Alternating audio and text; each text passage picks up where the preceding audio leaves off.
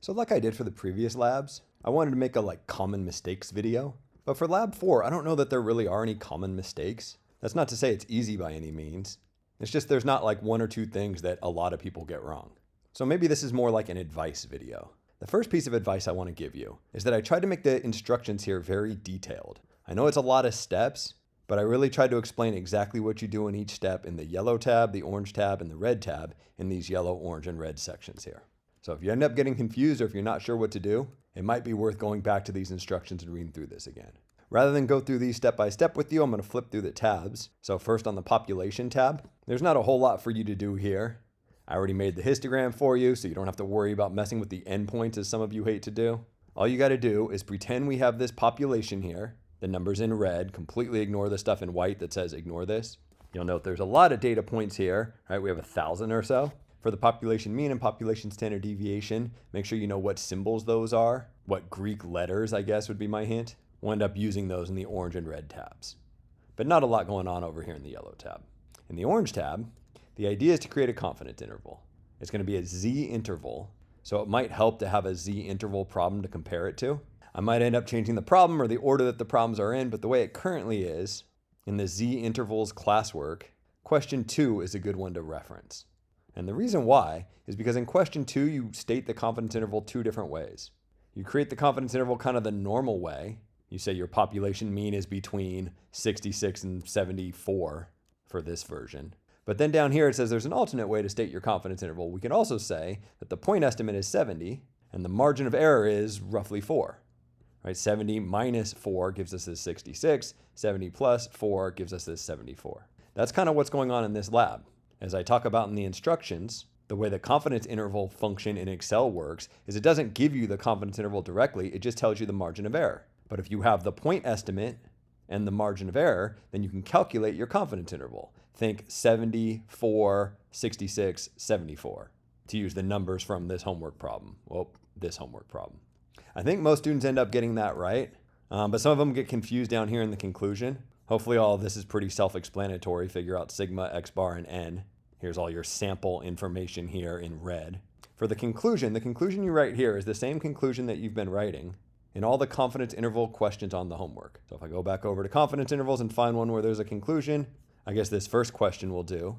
We talk about shape, center, spread, we figure out our confidence interval, and then we write our conclusion. This conclusion down here in blue is essentially what you want to copy in this box right here. Normally, this is where confidence intervals end. However, in this case, I'm taking things a step further. Sorry.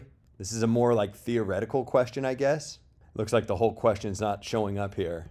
So I'll just make this cell a little bit bigger so I can read the whole thing. It says we actually do know mu. You calculate it in the population tab. Here's the population tab. One of these numbers is mu.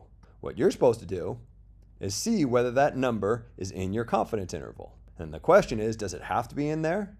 How likely is it that it's in there? Maybe you can answer those questions based on what you know about confidence intervals and some information up here. Remember, the basic idea with confidence intervals is you don't know the population average. You just know the sample average, think numbers in red here, and you create your confidence interval for the population average.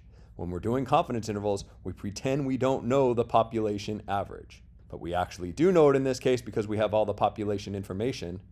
So I can take this one step further. Hopefully that clears some stuff up there. Probably the hardest tab is when you get into hypothesis testing. If you go back to the instructions tab, it talks a little bit about the hypothesis test we're doing. But the basic idea is we have these special type of surgeons, brain surgeons, I guess, and we claim they make more money than regular, in big air quotes, surgeons. So first you need the sample of salaries for your brain surgeons. The way you get there is you type in the 36 numbers from 10 to 45. So 10, 11, 12, 13, 14, all the way down to 45. And each time you type in a number, you'll get a salary. You'll use all these salaries and think this is your sample average. Remember, with hypothesis testing, there's 3 different notions of average. There's the sample of brain surgeons. There's the population of all surgeons. Maybe you can find that in the yellow tab.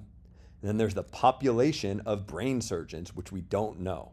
We use the symbol mu to represent the population average of all brain surgeons, and we compare that to mu naught, the population average of all surgeons. That's your null and alternative hypotheses. For shape, center, and spread, if you forget what numbers go in there, Maybe go to the homework or classwork. It looks like it's number 10, where we do z-hypothesis testing with the p-value method. We want the p-value method because that's what we got here. If you look at one of these problems, I think any of them will do, but this is question 1 currently on classwork 10.